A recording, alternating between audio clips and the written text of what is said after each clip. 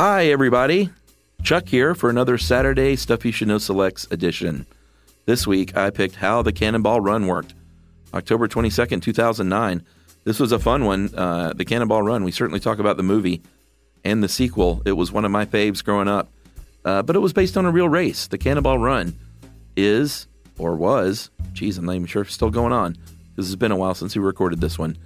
It is a road race, a cross-country road race that seems too strange to be true, that people would actually get in their cars in the United States and drive super fast and elude the cops all across the country in order to win. I don't even know if there was money involved. A trophy? Burt Reynolds' mustache? Only you can find out by listening to How the Cannonball Run Worked, right here, right now. Welcome to Stuff You Should Know from HowStuffWorks.com.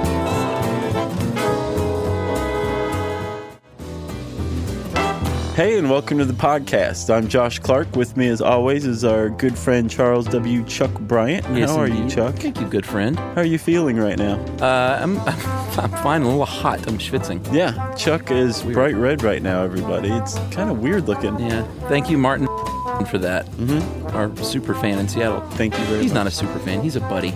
He has been. He was such a fan that he actually became a friend. He's a friend that we haven't met yet. Yeah. So, Chuck, take us back to 1981, man. In the time machine? Yes, the Wayback Machine. You ready? Here we go. Okay. All right, Josh, I'm 10 years old, knee-high to a grasshopper, disco is dead, Margaret Thatcher is the Prime Minister of England. I take issue with the disco being dead line. I don't know that disco ever died, man. You can make the argument that all modern R&B, pop, soul is all disco. Disco is alive. Okay. Margaret Thatcher is the Prime Minister of England. Ronald Reagan is in office just as Jimmy Carter has exited. Walter Cronkite resigned from the CBS Evening News desk. That was a sad day. The first AIDS case was made public in California. Have you ever seen In the Band Played On? My brother worked on that. That was a great made-for-TV movie. It really was. It was really good. And he had a great experience working on that. Some really fine people in that movie. Oh, wow, great. Major League Baseball has just gone on strike in the summer. For what will be the first of 80 times over the next 5 years. Right, so America's depressed, but not for long. No, because one Mr. Burt Reynolds is about to dash across the silver screen. That's right. In a little movie called Cannonball Run. Great movie. It was a great movie. I haven't seen it in forever. I think I probably saw it in like 1987. Right. It was one of the first movies we rented. Sure. Along with Beverly Hills Cop. Oh, yeah. Very hokey and corny, but still beloved. Everyone takes it as a comedy because it is a comedy. Clearly. But this is not to say that it started out as a comedy, actually. It was supposed to be serious, and Burt Reynolds' part was originally written for Steve McQueen, right, who died before he could film the movie. Sadly. It was supposed to be a serious movie, and it didn't turn out that way. Why would anybody want the Cannonball Run to be a serious movie? Well, because it was, in fact, based on a real race. What? True. Based on a real race, as you know. Yeah, I do know after reading this article. Yeah. I think I'd heard that before, but I had no idea the details. I didn't either until I wrote it. This was really amazing. Like, I'm just going to come out and say it. I have a man crush on a 70-year-old, Mr. Brock Yates. Yeah. He is a cool dude who I would have loved to have hung out with. I bet he's still a very cool dude. And hung out with in a strictly platonic sense. Sure. Yeah. Maybe a little making out, but aside from that. Yeah, I bet he's still a way cool guy. I get that impression. He is. This is kind of what I gathered about Brock Yates from researching this and reading your article. Go ahead and say who he is. He was pretty much the premier automotive journalist of his age. Yep, editor of the late of 60s, Car and early Driver 70s. magazine. Eventually, yeah. Mm-hmm. But I think he started out as a journalist and something of a gonzo journalist, I take it. Yeah. But yeah, he was very well known and respected in the field. Mm-hmm. And in the early 1970s, America was at a fork in the road, if you will. So to speak. And Brock Yates represented one direction, and that was the out, just go, and if you die, that was your number was up kind of mentality. Behind the wheel, that is. Yeah, damn the torpedoes. Sure. Full steam ahead, right? On the other side of the road, on the other side of the fork, was a guy named Ralph Nader. Yeah. Who was... He's still there on that other fork. He is. for those of you who don't know who Ralph Nader is, he's run for president a couple of times. Sure. He got George Bush elected in 2004. Thanks for that, Ralph. Yeah. But he's also a very dedicated consumer watchdog. He has, for many years, lived in a tiny little one-room apartment. He uses a hot plate. Does he really? He lives this very meager life, so no one can say you're corrupt, right? Because he goes after everybody else. Sure. And in the 1970s, or in the early 1970s, he was going after the automotive industry, right? Right. He went after. He wrote this book called "Unsafe at Any Speed," Great and book. it was basically about. Have you read it? I've read parts of it through research and stuff, yeah. Okay. So then it was basically about how the automotive industry was producing these incredibly dangerous vehicles. Right, death machines. Right, and at the time, we didn't really have much of a speed limit. Sure. So as a result of his book, seatbelts became mandatory. New safety designs had to be instituted by car manufacturers. Sure. It was a big deal.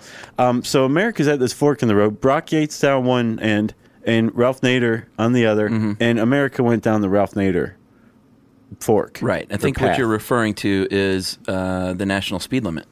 That's part of it, definitely. But I think even more than that, it's more of a, the way you and I were raised, where we could do anything we put our minds to, and we were special. Right. I think that came out of that collective decision to go towards safety rather than, fun at any cost. Yeah. Reckless abandon. Exactly. Devil may care. Sure. But the national speed limit was definitely one part of that. Yeah, that was 55 miles an hour, which was... In 1974. Yeah. It's since gone up quite a bit in certain areas, of course. It has. But even more than safety, do you know why they set the speed limit at 55? Gas consumption? Yes. Really? Yeah, the Arab oil embargo had just taken place. Okay. OPEC was like, hey, U.S., we're not real happy with you for siding with Israel during the Yom Kippur War, so we're going to cut off your oil. And they did. And prices spiked. And the U.S. said, okay, we need to rethink our dependence on foreign oil. Right. It had a huge rippling effect, but one of them was setting the speed limit at 55 miles per hour. Which is too slow. It is too slow, especially in the opinion of somebody like Brock Yates. Oh, I thought you were going to say Sammy Hagar. Yeah, he can't drive 55. He can't. He's tried. He has. He's made a concerted effort, but it didn't pan out. No, right. He tried. I love that song. It wasn't, I don't like to drive 55, or I would prefer to drive faster. It was, I can't drive 55. Exactly. I've tried, and it just doesn't happen. It was very explicit. Yes. So, Chuck, this was 1974. In 1971, Brock Yates saw the writing on the wall that the speed limit was going to be reduced. America was becoming something of a... Mamby-pamby? Yes. Okay. And what did he do as a result? He, in 1971, he took a trip across the country in a Dodge van with 3 travel mates, and he drove from New York to Los Angeles as a way of proving/protesting. I believe his quote said something like this: "Good drivers and good automobiles could employ the American interstate system the same way that the Germans were using their Autobahn." Right. So he wanted to prove that you can drive fast if you're safe, if you're a good driver. You can get to point A to point B in a car, and it's safe. Yeah, and you said reckless abandon. There was definitely a certain level of professionalism, or the people who he considered good drivers were actual good drivers. Like, you had to be a good driver to drive fast, in his opinion. Yeah. It wasn't just like, everybody go as fast as you can. That wasn't the point. Sure. Right? So he did so. He drove 2,858 miles from New York to L.A. In 40 hours and 51 minutes, which is an average of 70 miles per hour. Yeah. Which is pretty fast if you're talking about an average speed. Yeah, because that included stops, I think, right? Stops, you name it. Right. So after that happened, I think it got a little bit of publicity by word of mouth. Yeah, very little. Maybe the racing world. And there was a famous telegram that came, I guess, a month or so later. Yeah, I love this. Can I read it? Yeah, it's awesome. It says, "This constitutes formal entry by the Polish Racing Drivers of America in the next official Cannonball Baker Sea to Shining Sea Memorial Trophy Dash. The drivers are Oscar Kowaleski, Brad Nemechek, and Tony Adamowicz. If we can find California, we'll beat you fair and square."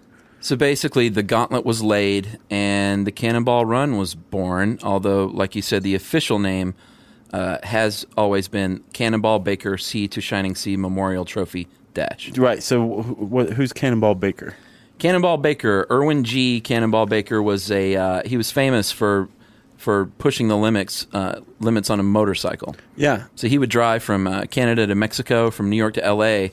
on an old Indian motorcycle, and we're talking starting in 1914. Right. So like the old Indian motorcycle was basically a bike with a motor. Yeah, that's exactly what it looks like. Yeah. You know? He actually had a pretty well-deserved reputation for like his nickname and just the stuff he was doing. His endurance level. Mm-hmm. Apparently on one ride, he came around a curve and was about to barrel into a herd of cattle that was in the middle of the road because it's 1914. Sure. And he swerved to miss him, hit a pothole, flew off of his bike onto the back of a cow, which bucked him off and eventually landed in a ditch.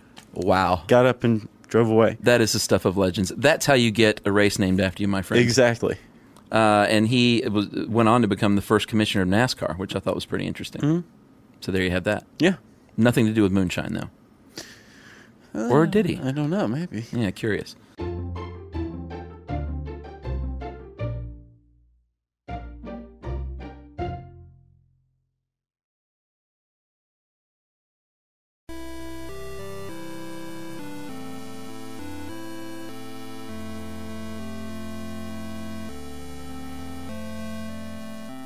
So, Yates wanted to pay homage to Cannonball Baker, so he named it after him, although he did shorten the name.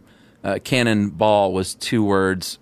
Original for Baker. Yeah, for Baker, but he shortened it to Cannonball to avoid any legal mess. Right, his lawyers advised him to do that. Yeah, I thought it was kind of weird. Yeah, well, anyway, so you have the Cannonball, originally called the Cannonball Dash, and then it finally became the Cannonball Run, which is how we know it today, right? And thanks to the Polish Drivers of America who laid down the gauntlet, it was a real thing. They did, and they weren't the only ones to participate in the first official Cannonball. That first run he made in the van was considered like a preliminary test run. It wasn't the first Cannonball because there was nobody competing with him. Right.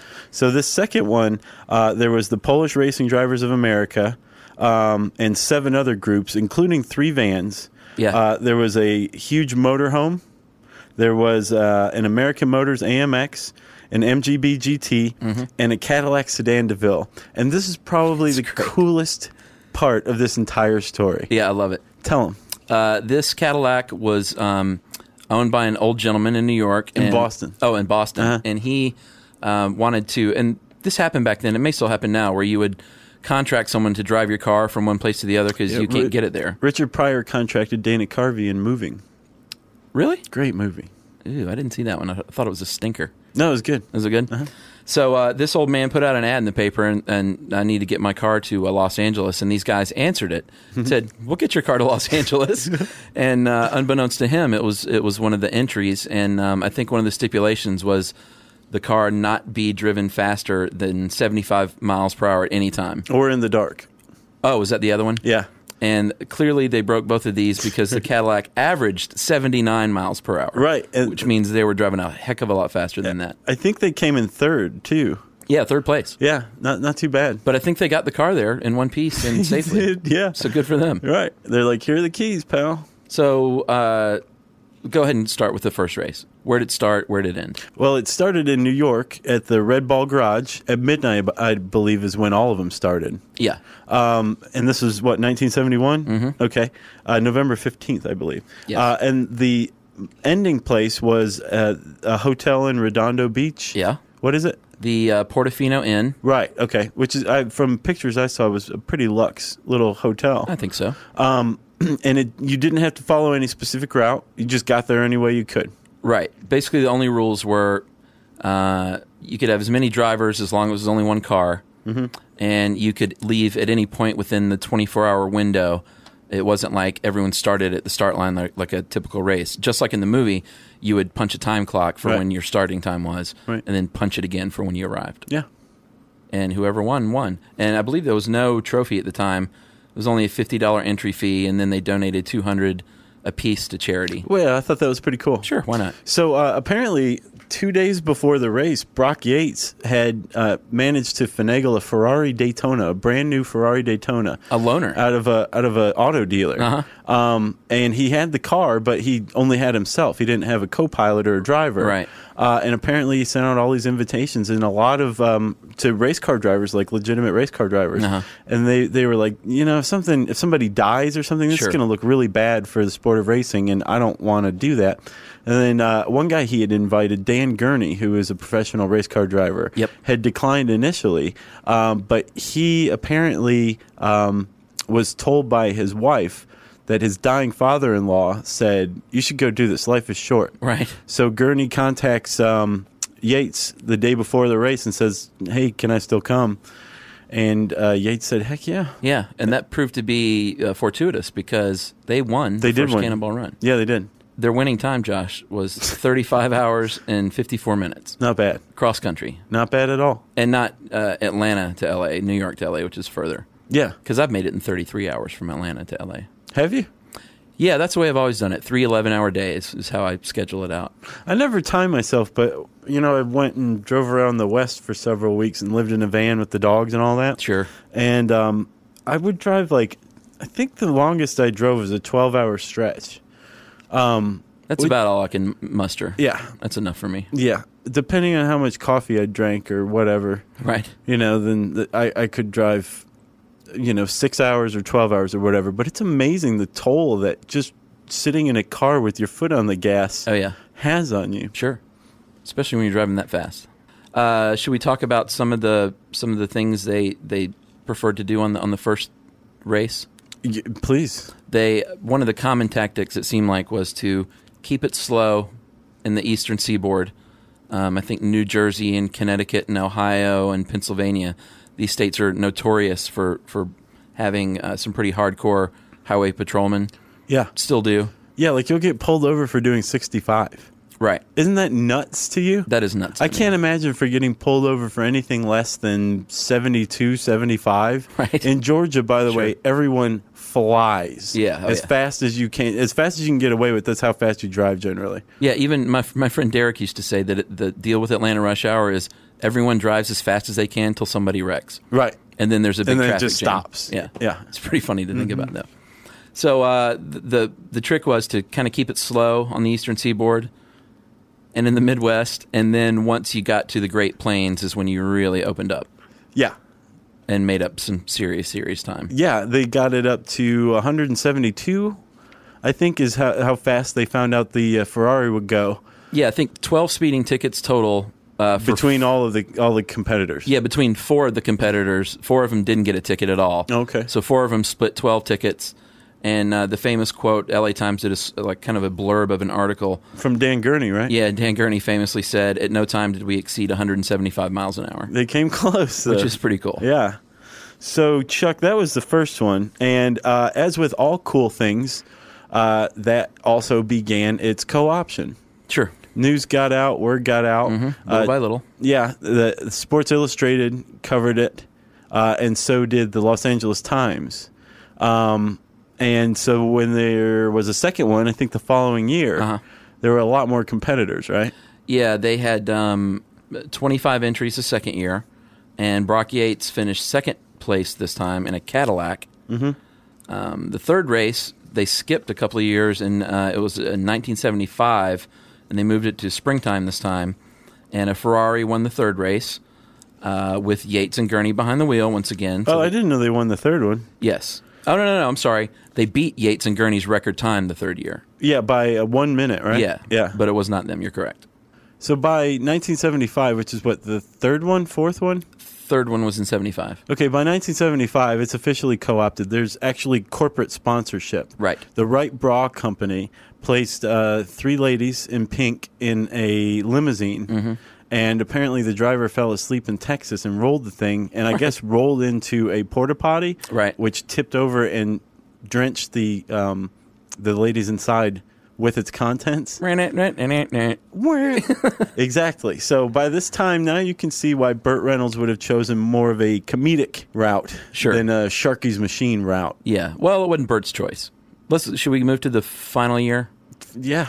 what happened was Brock Yates was pretty much finished with it. He said, it's run its course. He said he was worried that somebody was going to die. Sure. Now. Although no one ever got hurt. No, but the roads in the last 8 years have become much more congested. Right. He was ready to scrap the whole thing, but he had a friend, director, stuntman. Hal Needham. Or is it Needham?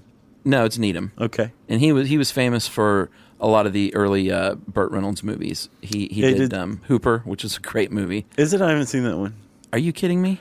I kid you not. Dude, got to get Hooper. Okay. That was the one about stuntmen. You have to see My Blue Heaven, though. All right, we'll get to that later. Okay. So he did Hooper, and he did the Cannonball Run, and a couple of other of the Burt Reynolds films. Yeah. Of the he 80s. did Smokey and the Bandit, too. Did Brock he? Yates wrote that. I'm sorry. Okay. So Hal We're Needham, all over the place today, aren't we, Chuck? We are. Hal Needham says, you know what, Brock? I want to make a movie about the Cannonball Run, and so I think the best way to do this is if we stage another one and I participate with you as my partner. Yeah. And so they did. They did that in 1979, Yep. and they had a record 46 entries this time, and a lot of what happened in this race actually ended up in the movie. Yeah, there's some zany madcap stuff that was going on. Let's hear it. Well, Brock Yates and Hal Needham actually had an ambulance, and Yates' wife Pamela posed as a woman suffering from a lung condition, Sure. and as a result couldn't fly because of the pressurized cabin. Right. So she had to be zoomed across the country at 100 miles per hour in the back of an ambulance. That was their vehicle of choice.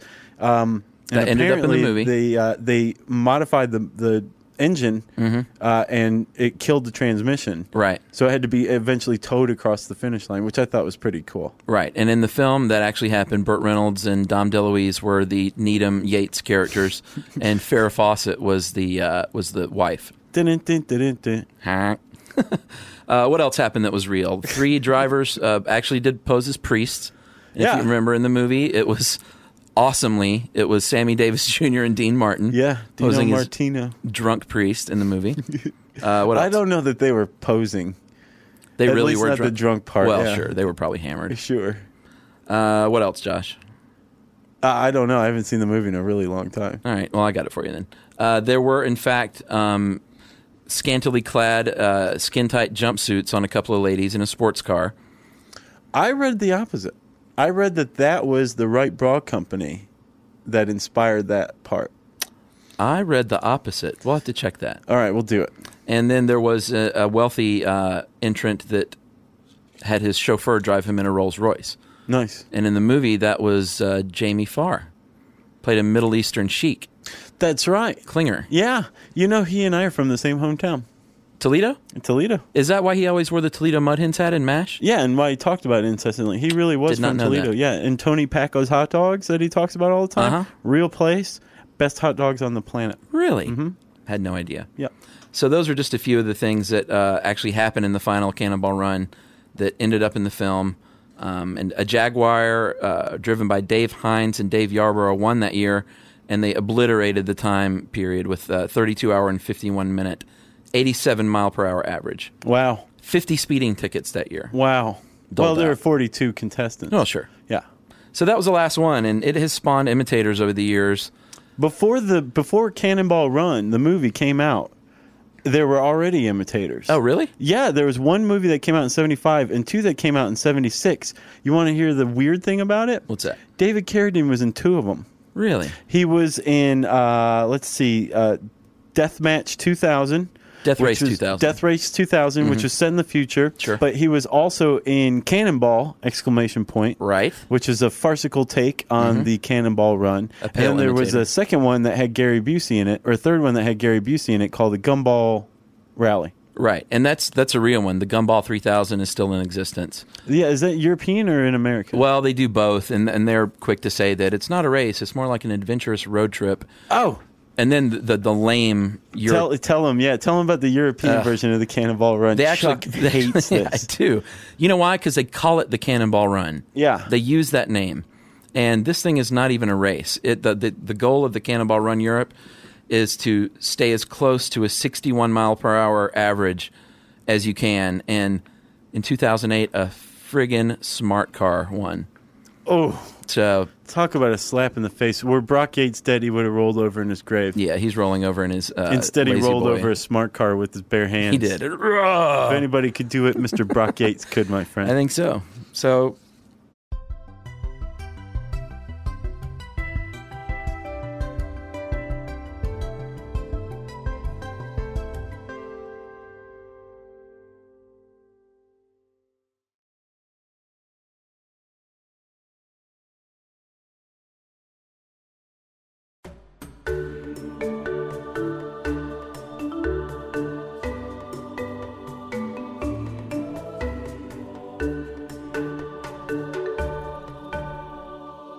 That's Cannonball Run, eh? How fast have you driven? What's the fastest you've ever driven? Oh, I don't know, 110.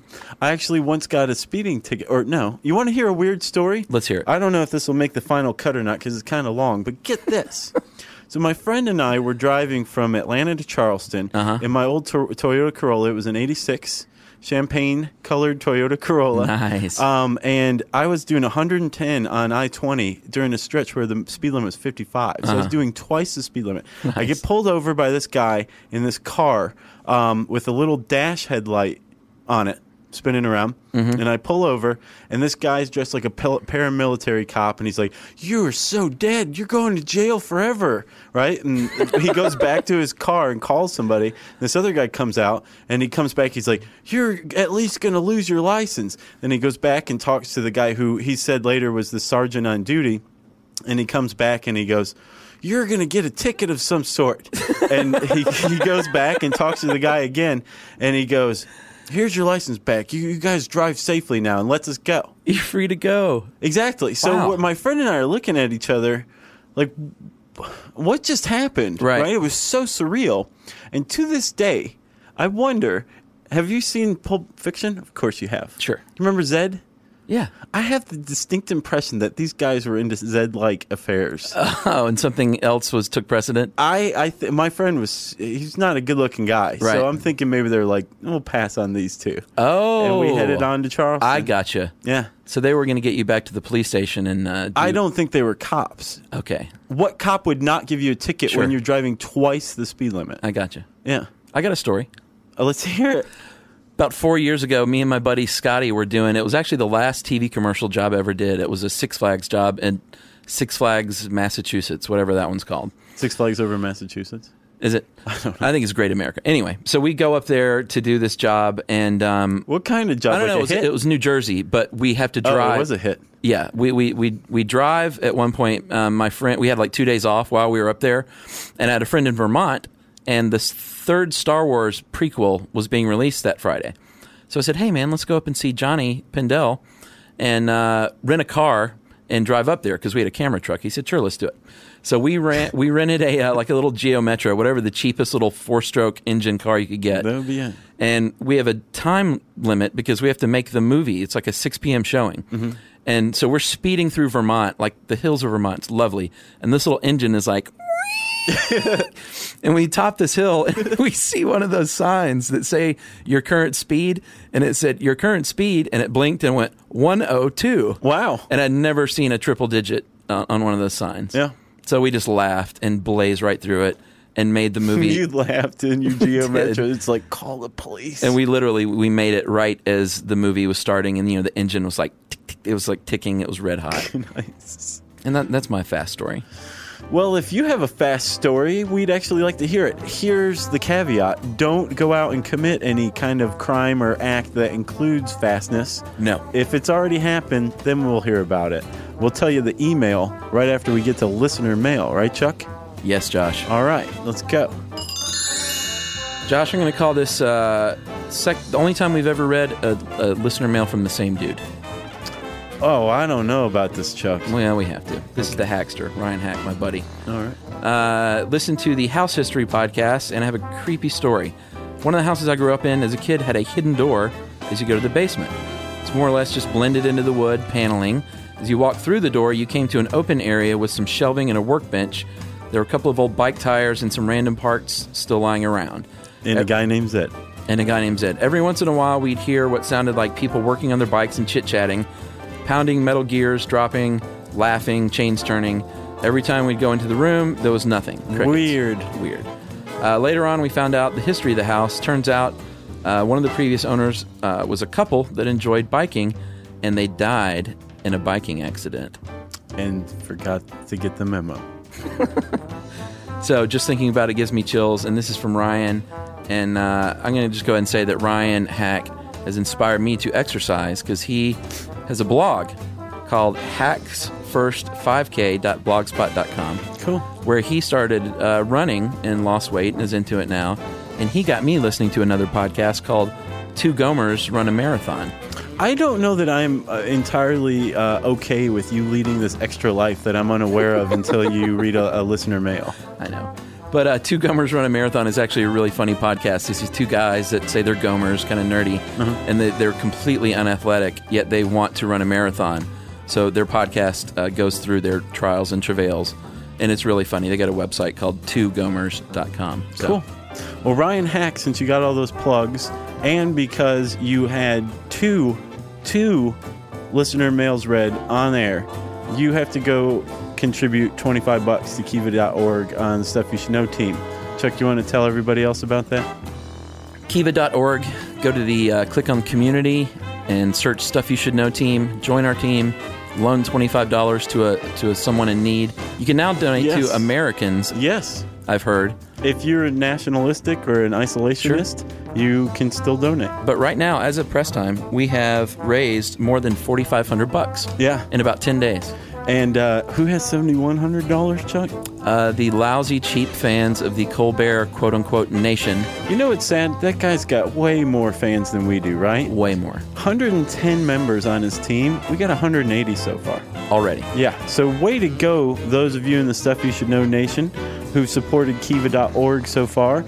For those of you who want to get on the trolley, you can go to www.kiva.org/team/Stuff You Should Know, and you can become a member. And like Chuck said, you can contribute as little as $25, and you actually get that back if you want. Sure, you can roll it over again or whatever. Yeah.